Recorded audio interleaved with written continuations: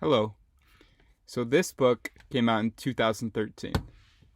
John Brockman is the editor-in-chief or the founder of Edge.org, a magazine. And he asked a question to people who read and submitted to the magazine.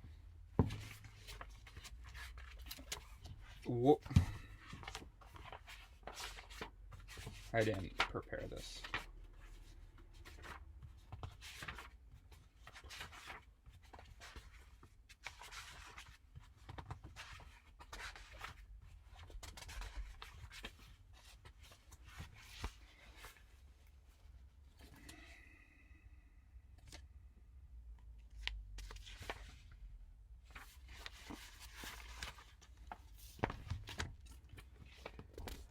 The Edge Question 2012.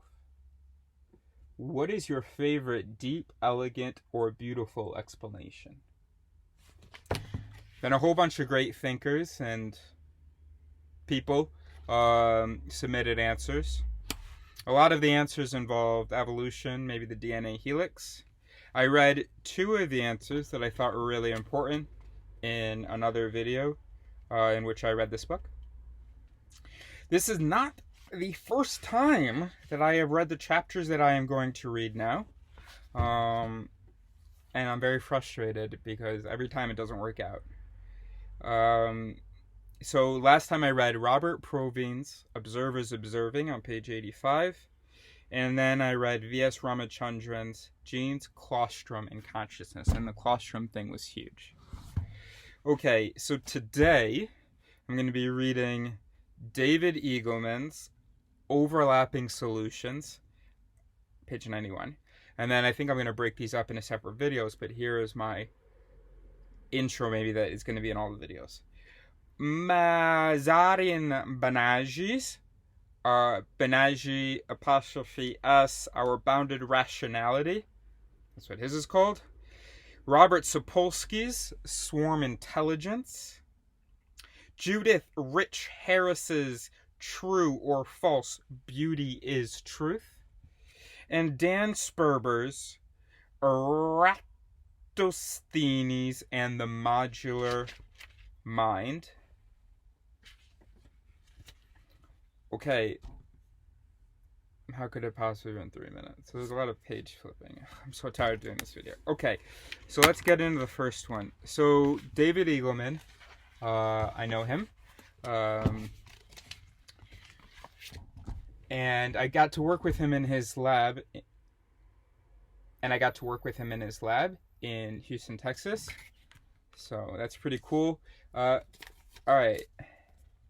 So, and I found him because I was in college and someone talked to me about him. They said that he does neuro law. And then I read an article, loved the article, contacted him, got to work in his lab. So that was really cool. And so here's his article. Okay, Overlapping Solutions.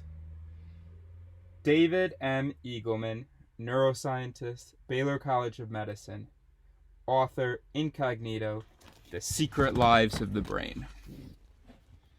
The elegance of the brain lies in its inelegance. For centuries, neuroscience attempted to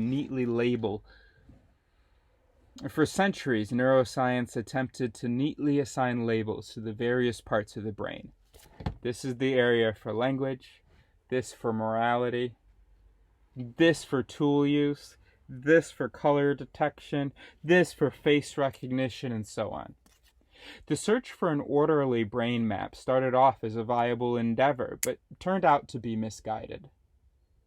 The deep and beautiful trick of the brain is more interesting. It possesses multiple, overlapping ways of dealing with the world. It is a machine built of conflicting parts. Back to the introduction, editor, which is me, but in the future. I should explain why I'm reading this. So why I'm reading the book is obvious. It's called This Explains Everything. And you've got Nassim Taleb, Jared Diamond, Steven Pinker, Richard Dawkins, Daniel Dennett, Richard Thaler, V.S. Ramachandran, don't know who that is, Sherry Turkle. You got a whole bunch of different awesome authors answering a pretty cool question, or a question that's going to get good answers. And I have my own answer, and I presented it to you in my last video. And apparently I had stumbled into the section that deals with the mind. And so I got very, very excited reading the other two essays. And then I couldn't move forward in the book because each essay was more impressive, and not more impressive than the last, and I just want to share them with you. And so these are the chapters that we're going to be doing. There you go. And all of this relates to voice theory, and that's what you should be listening for. That's something that I should say, is that voice theory. So right now, okay, I'm not going to explain voice theory because that is another video. That is a video that I did in January. And coming soon is the vocabulary video. All the vocabulary I've invented to talk about voice theory. But what is voice theory? So, basically, we sometimes see ourselves as like this thing. This individual thing. A set of preferences and memories and tastes and so on. But what we assume without realizing it, or without really even assuming it, what we sort of implicitly assume, if we're reasonable, I would say that we implicitly assume. But what it seems like we implicitly assume is that this set is coherent, a unit, integrated, and that's not the case. And so what we're learning about the brain, it changes everything what we're realizing about the mind, particularly what I'm realizing about the mind. And I call it voice theory. And it's basically that there is no single entity. Your perception is a whole bunch of different perceivers. Your recollection is a whole bunch of different recollectors. Your reactions are a whole bunch of different reactors. Your brain is composed of a whole bunch of different mechanisms of processing, interpretation, reaction, and all that. And I call them voices. Okay? So you've got a whole bunch of voices for when you see something, that interpret that image, that trigger other voices, other judgments about that image, other reactions to that image, which then trigger other voices, which might be behaviors, which then are going to go back and trigger perceptual voices, and so on. And understanding that we are not a single thing, I can't explain to you right now how huge that is. And I feel like I should, but I'm going to try to stay focused. You just have to watch my other videos. But that is... I just have to say, so basically, you don't exist. You've got good voices and bad voices. You are this ensemble of good voices, bad voices. Sometimes this voice is active, sometimes that one, sometimes this one. And it isn't just two pieces.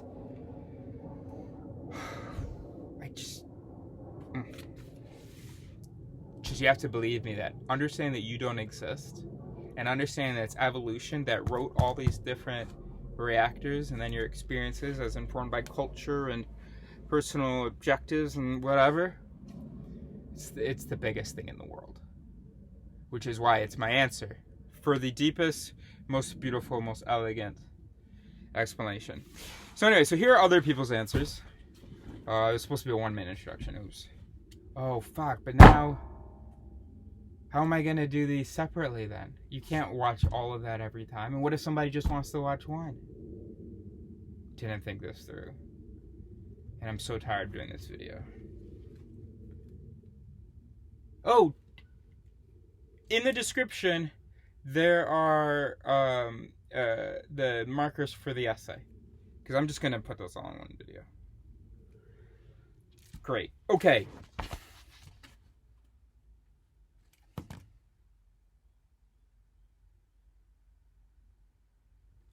Overlapping solutions. David M. Eagleman, neuroscientist, Baylor College of Medicine, author. Incognito, the secret lives of the brain. The elegance of the brain lies in its inelegance. For centuries, neuroscience attempted to assign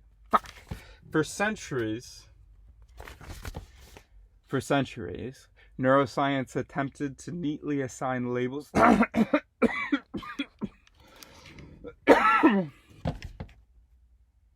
For centuries, neuroscience attempted to neatly assign labels to the various parts of the brain. This area is for language. This area is for morality. This for tool use. This is for color detection, face recognition, and so on. The research for an orderly brain map started off as a viable endeavor, but turned out to be misguided. The deep and beautiful trick of the brain is more interesting. It possesses multiple, overlapping ways of dealing with the world. It is a machine built of conflicting parts. It is a representative democracy that functions by competition among parties who all believe they know the right way to solve the problem. As a result, we can get mad at ourselves, argue with ourselves, curse at ourselves, and contract with ourselves. Ulysses Contract by David Eagleman. Google it. We can feel conflicted. These sorts of neural battles lie behind marital infidelity, relapses into addiction, cheating on diets, breaking of New Year's resolutions. All situations in which some parts of our brain want one thing and other parts another. These are things that modern machines simply do not do. Your car cannot be conflicted about which way to turn. It has one steering wheel commanded by one driver, and it follows directions without complaint. Brains, on the other hand, can be of two minds, and often many more. We don't know whether to turn toward the cake or away from it because there are several sets of hands on the steering wheel of behavior.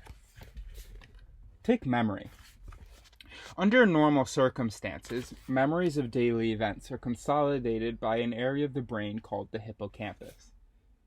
But in frightening situations, such as a car accident or a robbery, another area, the amygdala, also lays down memories along an independent secondary memory track. Amygdala memories have a different quality to them. They are difficult to erase and they can return in flashbulb fashion. A common description of rape victims and war veterans. In other words, there is more than one way to lay down memory. We're not talking about memories of different events, but about different memories of the same event. According to the unfolding picture, there may even be more than two factions involved, all writing down information and later competing to tell the story. The unity of memory is an illusion. Consider the different systems involved in decision-making. Some are fast, automatic, and below the surface of conscious awareness. Others are slow, cognitive, and conscious. And there's no reason to assume that there are only two systems. There may well be a spectrum. Some networks in the brain are implicated in long-term decisions, others in short-term impulses. And there may be a fleet of medium-term biases as well. Attention also has recently come to be understood as the end result of multiple competing networks, some for focused, dedicated attention to a specific task, and others for monitoring broadly, vigilance. They are always locked in competition to steer the actions of the organism. Even basic sensory functions like the detection of motion appear now to have been reinvented in multiple ways by evolution. This provides the perfect substrate for a neural democracy. On a larger anatomical scale, the two hemispheres of the brain, left and right, can be understood as overlapping systems that compete. We know this from patients whose hemispheres are disconnected. They essentially function with two independent brains. For example, put a pencil in each hand, and they can simultaneously draw incompatible figures, such as a circle and a triangle.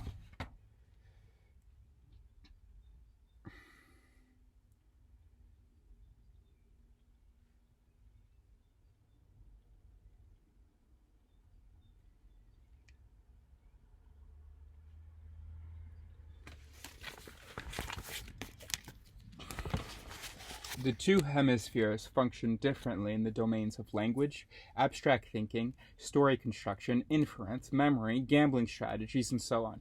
They constitute a team of rivals, agents with the same goals, but slightly different ways of going about them. To my mind, this elegant solution to the mysteries of the brain should change the goal for aspiring neuroscientists. Instead of spending years advocating for your favorite solution, the mission should evolve into elucidating the various overlapping solutions, how they compete, how the union is held together, and what happens when things fall apart. Part of the importance of discovering elegant solutions is capitalizing on them. The neural democracy model may be just the thing to dislodge artificial intelligence. We human programmers still approach a problem by assuming there's a best way to solve it, or there's a way it should be solved. But evolution does not solve a problem and then check it off the list. Instead, it ceaselessly reinvents programs, each with overlapping and competing approaches. The lesson is to abandon the question, what's the cleverest way to solve this problem, in favor of, are there multiple overlapping ways to solve this problem? That will be the starting point in ushering in a fruitful new age of elegantly inelegant computational devices. That was so nice, right? There were some things that obviously related to voice theory, and I actually, his book, which I had read years ago, talks about the secret lives of the brain, and it says that you are but sort of the person who's like steering the ship, but there's you can't make the ship move by yourself. So there's a whole bunch going on under the surface. Voice theory is a little bit more radical than what he presented in his book, which was like, I think 2011 or 2012, and in this, which is 2012 or 2013. I don't know where he's at with it now. But voice theory says it's not even useful to even talk about a self, except for just as the host of all of these different mechanisms or voices. Now, so the stuff that he says that applies to, that shows us that substantiates voice theory is obvious. The other thing to talk about in this chapter is what his actual point is, which isn't about the existence of these multiple voices in the brain, but where did these multiple voices come from? Well, basically, you have a gene that goes wrong, or that is copied incorrectly, and somehow that forms like a new voice. And then if that voice offers any kind of part of the solution, let's say it offers 20% of the solution, this voice will keep you safe 20% of the time, because it's going to make you cross the street anytime you see a big organism that you don't recognize. It's not going to keep you safe all the time, but it is a partial solution to keeping you safe. So if you see someone, a big member of the outgroup, or if you're on the plains and you see a big potential predator coming, to move and find another path. And then layered, or not necessarily layered, but just added to this, there's another voice that has a different if condition, and a different than output, that is also going to get you to be safe. Because ultimately, both of these things par safety. Par is one of the vocabulary, but anyway.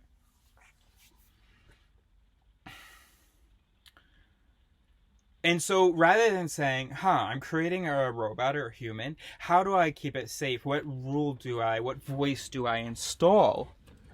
Well, what happened with evolution was just like voices were just installed, and then the ones that help towards safety stuck. And so we've got a whole bunch of ways to stay safe. And sometimes they compete. For instance, you could see a large thing running. You've got one voice that wants to keep you safe, and so it says, if I see a large thing running sort of in my direction, I go the other way. And then you've got another voice that says social proof. This is also to keep you safe, if everybody else in my group is doing a thing, that is probably the best thing to do, so I'm going to do that thing. And so let's say all of your mates there in your tribe, they start running towards the thing. Okay, interesting. And you've got another voice that says, if I come across a mammoth, then I am going to attack it, because that is going to keep me healthy, which is a way of keeping me safe, alive. It's evolution, right? So you've got these three voices interacting. First voice sees this thing coming. I'm going this way. So the organism starts to turn. Organism notices, everyone in my group is actually going towards it. That is now the correct thing to do. So you start going towards it, and then you notice, hey, that's a mammoth. Hell yeah. And you go towards it faster. And then you realize, I don't know, that it's actually moving with an energy you don't like. And now, screw up. These guys can go for it. I'm turning back around. And these can happen simultaneously. They can happen in a sequence. We're already 22 minutes. Okay. This is a hard video to do. Is there a lesson from the chapter? Anyway, so the point is that for any time you are trying to solve a problem or trying to... Is he talking about how to try to understand things? No, anytime you're trying to solve a problem, what he has communicated, and I'm glad I had to read this so many times, because only now am I really understanding how great it is that he's saying that, overlapping solutions. Get a solution that does part of what you need, another solution that does a part. Stop looking for one thing that responds to all of your needs. Except, of course, my girlfriend.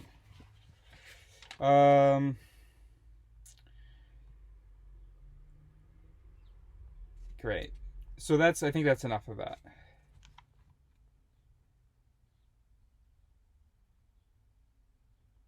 There's some things I don't like. Evolution does not solve a problem and then check it off the list. Oh, right. So here's the thing. Because maybe what I just said isn't actually at all a useful bit of advice. So I think we have to go... I think he goes farther, and I have to make sure I follow. So you can't just come up with a partial solution and just slap it on and then... Wait, yeah, how are we supposed to do evolution? That would be you have a big cut. You say, oh gosh, it's going to be hard to figure out something to close it all up. But here's a Band-Aid. Close that up. And I'm just going to... Because evolution can do that. How do you... It's probably very obvious, right? So you have to...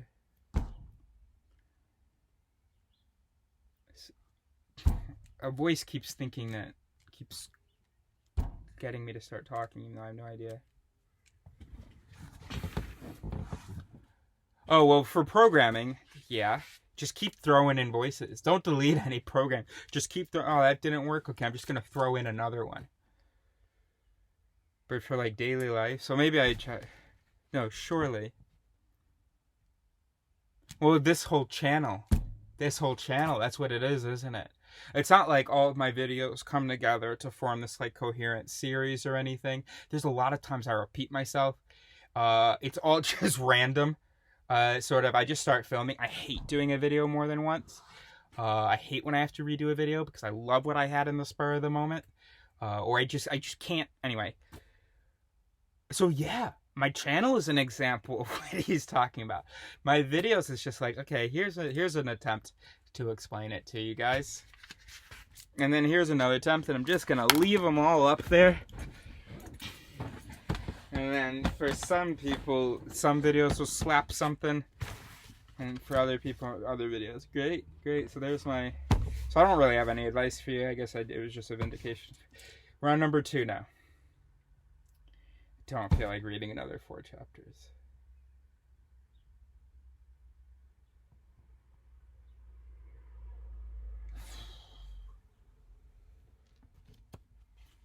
And it's just like.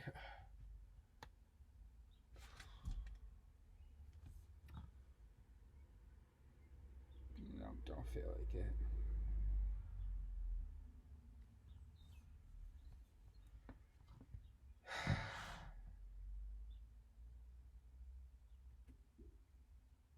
But when will I ever do this?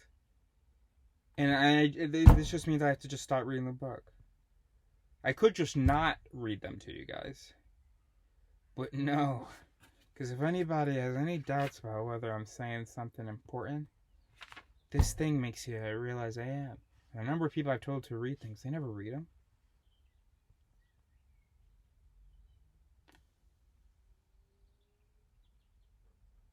But nobody's gonna read it if this video is 3 hours long, or listen.